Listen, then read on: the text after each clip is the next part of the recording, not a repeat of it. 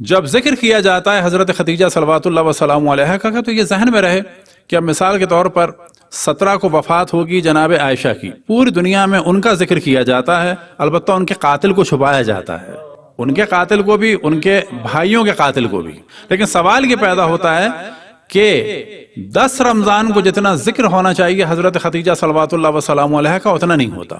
یہ در حقیقت ایک پری پلان سلسلہ تھا جو اہل بیت علیہم السلام کو اسکرین سے ہٹانے کا تھا، بالکل ویسے ہی جیسے کہ ایک تھیوری دے دی گئی کہ جس نے بھی رسول اللہ صلی اللہ علیہ وسلم کو دیکھا وہ کیا ہو گیا؟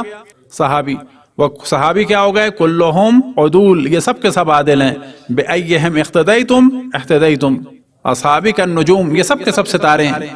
بِأَيِّهِمْ اقتدیتم احتدیتم، ان میں جس کی بھی اقتداء کرو گے فلاح پاؤ گے۔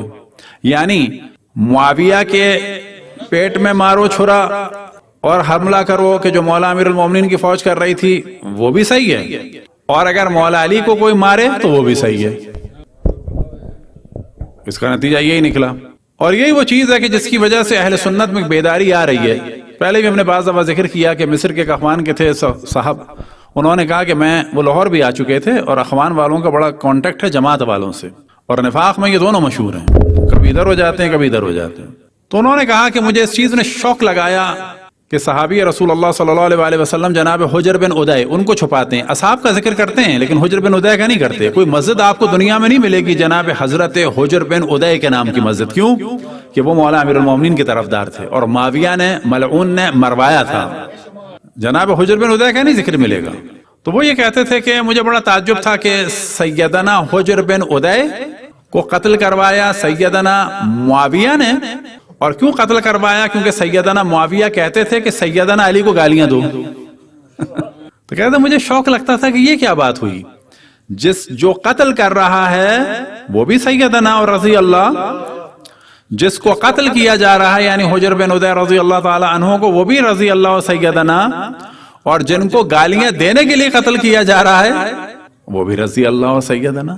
تو یہ وہ چیز ہے کہ جس کو ہمیں بیان کرنا ہے اور اہل بیت علیہم السلام کی جانب دعوت دینا ہے۔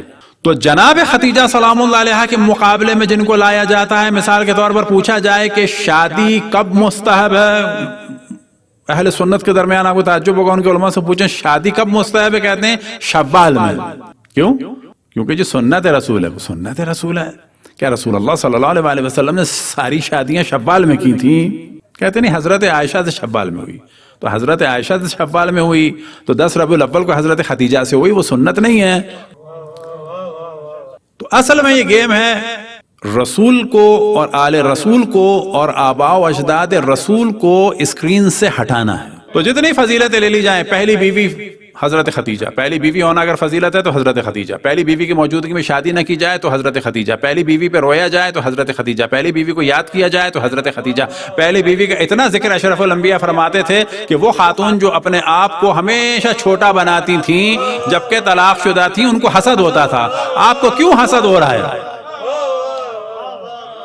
آپ کو کیوں حسد ہو رہا ہے؟ حسد کیوں ہو رہا ہے؟ کیا وجہ ہے کہ حسد ہو رہا ہے؟ وجہ یہ تھی کہ اشرف الانبیاء انہیں یاد کرتے تھے۔ روایتوں میں نقل ہوا ہے کہ کھڑے ہوتے تھے تو کہتے تھے کہ اللہ کی رحمت ہو خدیجہ پہ، بیٹھتے تھے تو فرماتے تھے کہ اللہ کی رحمت ہو خدیجہ پہ، گھر سے نکلتے تھے تو فرماتے تھے کہ اللہ کی رحمت ہو خدیجہ پہ، امامہ سر پہ رکھتے تھے تو فرماتے تھے اللہ کی رحمت ہو خدیجہ پہ۔ جو موومنٹ تھی اشرف الانبیاء کی اس وقت یاد فرماتے تھے حضرت خدیجہ کو، لہٰذا جو منافق قسم کے لوگ تھے وہ سب کے سب جلتے تھے۔ کیوں؟ کہ اگر وہ صحیح مومن ہوتے تو اشرف الانبیاء اور پیغمبر اسلام کی مدد کرنے والے سے حسد نہ کرتے۔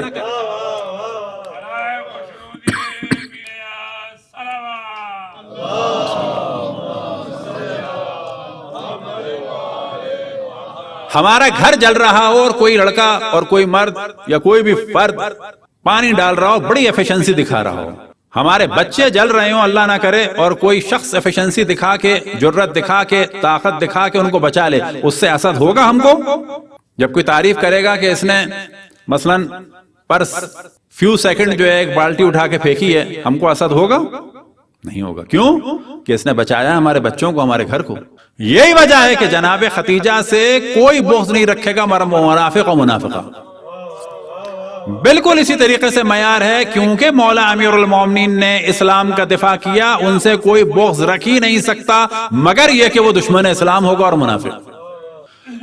تو جناب حضرت ختیجہ سے ملی نسل کوثر، جناب حضرت ختیجہ ہی کے ذریعے سے تہمت ختم ہوئی اشرف الانبیاء پہ سے ابتر کی۔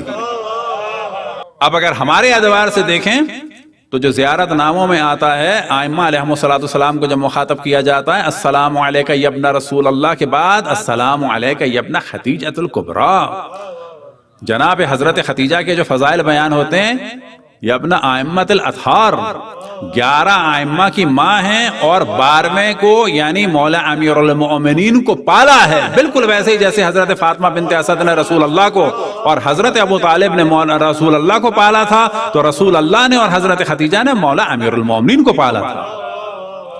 تو کیا وجہ ہے کہ دوسروں کا ذکر ہو رہا ہے، جناب ختیجہ کا ذکر نہیں ہو رہا؟ بغض۔ کون سا بغض؟ بغض رسول اللہ، اصل میں بغض رسول اللہ۔ یہ ہمیشہ ذہن میں رکھیں، اہل بیت پر جو ظلم ہوا بغض رسول اللہ کی وجہ سے۔ کیوں؟ اللہ کے دین کو خطرہ تھا، اللہ کے دین پر حملے ہو رہے تھے، رسول اللہ کی شریعت پہ حملے ہو رہے تھے، رسول اللہ نے اپنے بعد شریعت کے دفاع کے لیے ایک قلعہ بنایا، وہ قلعہ کیا تھا؟ امامت کا قلعہ۔ لہٰذا در حقیقت حملے رسول اللہ پہ ہو رہے تھے لیکن تیر آ کے قلعے پہ لگ رہے تھے، یہ ذہن میں رکھیں۔ جناب حضرت ختیجہ کے بارے میں تاریخ میں بیان ہوا کانت تدعا فی الجاہلیت طاہرہ، یعنی زمانے جاہلیت میں بھی ان کو پکارا جاتا تھا طاہرہ کہہ کے، لشدت عفافہا، کیونکہ وہ شدید ترین جو ہے پاکیزہ زندگی گزار رہی تھی، لشدت عفافہا۔ حضرت ابو طالب نے ایک جملہ ارشاد فرمایا ہے، اور یہ ذہن میں رہے کہ حضرت ابو طالب ایک جانب اور حضرت ختیجہ دوسری جانب، لیکن اس میں شک نہیں، روایات میں نقل ہوا امام محمد باقر علیہ السلام سے، اگر تمام انسانوں کے اعمال کو ایک پلے میں ڈالا جائے، اب بلا شک رسول اللہ کے علاوہ جب یہ مثال ہوتی ہے اس طرح سے ہوتی ہے، جیسے قرآن مجید میں ان الانسان لفی خسر الا الذین آمنوا، تمام انسانوں کے اگر اعمال کو ایک پلے میں ڈالا جائے اور دوسرے پلے میں حضرت ابو طالب کے اعمال ہوں تو وہ سنگین ہوں گے۔ اب حضرت ابو طالب کے جو صحیح معنی میں ناصر رسول اللہ ہیں، اور وہ فرما رہے ہیں ناصرہ رسول اللہ صلی اللہ علیہ وآلہ وسلم کے لیے کیا فرما رہے ہیں؟